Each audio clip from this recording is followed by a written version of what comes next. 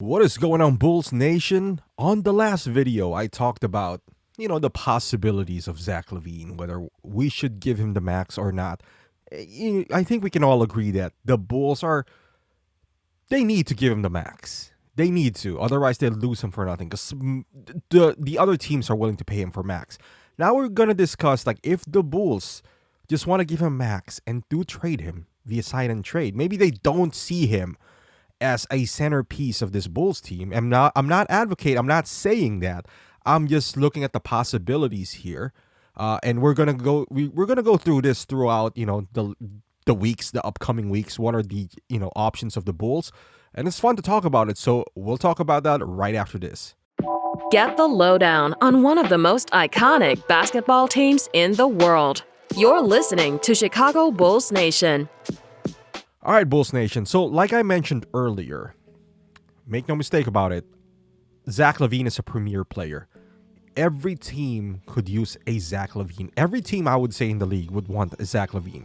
It's a matter of how much are you willing to pay for Zach Lavine's services. Do you see him as a max player or not? Now, this Bulls run right here, I think the Bulls are going to sign him regardless, right? Now, whether they trade him right after signing him or the year after, that's something that we got to go to right afterwards. But as of now, that the Bulls are, at the time of this recording, currently sucking, maybe we should look at, let's be honest here, the past several outings of Zach Lavine, we know he's a bucket getter. We know that. We know he's big time. Is he $40 million big time, though? That is the question. Because right now, I can't honestly say that he's the best player in the team. I feel like that's DeMar right now. I can't even say he's the future of the team because he's 27. I think that's Ayo and Pat Williams. So where does he stand? Is he the most important player of the team? Maybe. I don't really know. So let's pretend that the Bulls want to sign him but want to trade him right afterwards. Via sign and trade. Let's pretend that the Bulls sees him as somebody that they could flip. And right after signing him, let's pretend that New Orleans Pelicans were just tired of Zion Williamson playing 85 games. They want to compete now. They got CJ McCollum.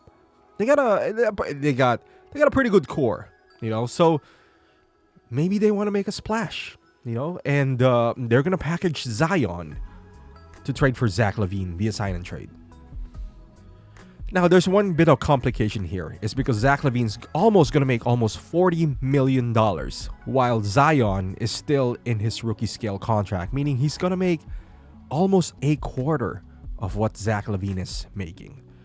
So, matching up the salary is going to be a little bit complicated here unless you are going to include CJ McCollum. But if you do that, then what's the point, right? And we're, again, I'm not advocating that Pelicans are actually gonna trade them straight up. I don't know. Zion is only 21 years old. Zach is 27. Zion, yes, he's injury prone, but so is Embiid in his first few years. And I'm also convinced that Zion does not want to be in the Pelicans. He does not want to be in New Orleans. So maybe a change of scenery would be good for him. And for New Orleans, maybe getting, a star player in Zach Lavine might be a good option. Now, this is contingent to a lot of things, all right?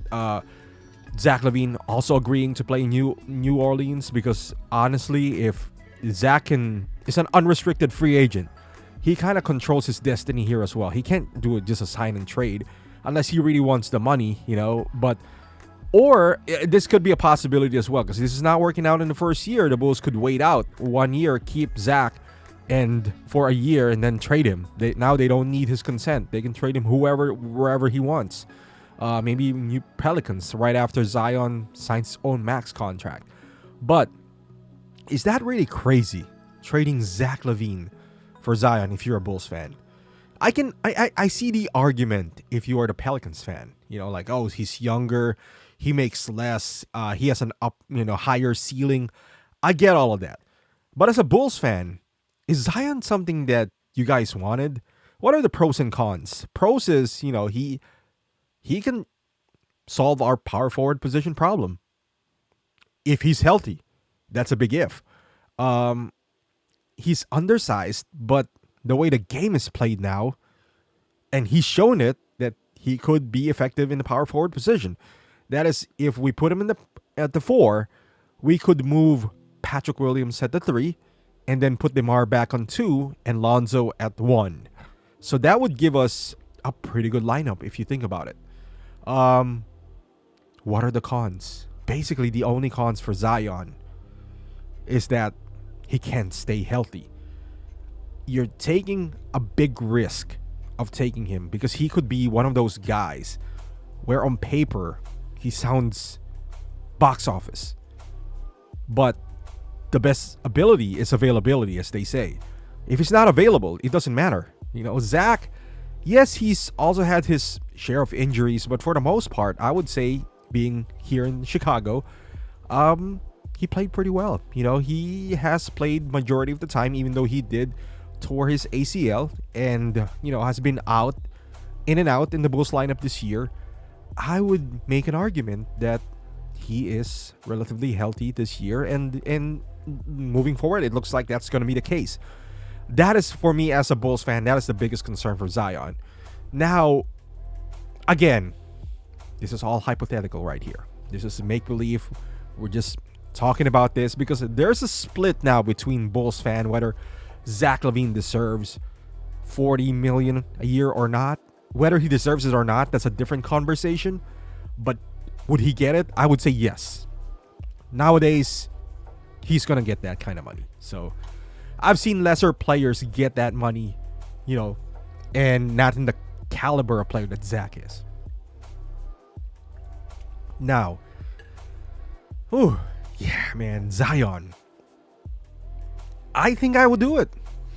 If given the chance, if I was the Bulls, let's say I'm running the Bulls, I think I roll the dice. Now, that all depends on what the outcome is this playoffs.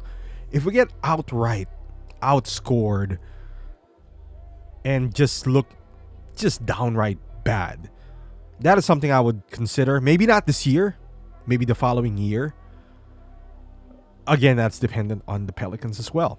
So, but yeah, given the opportunity, I think I would. Reluctantly, but I would. Yeah, because we still have DeMar at that point. And I think I'm willing to gamble. Because he brings youth. He's in timeline with Ayo and Patrick Williams. So that will be a good core moving forward, in my opinion. So, but yeah, let me know what you guys think. Is this something that you would even consider? And I totally understand all the health concerns and the availability and all that stuff. He could be the biggest bust, and then Zach just flourish in the Pelicans, and that would make us look stupid, or me. But as of right now, what we've seen right now, that's something that I would think I would roll the dice. But yeah, let me know in the comments how you feel about this. Thank you for watching. Then I'll see you guys in the next video.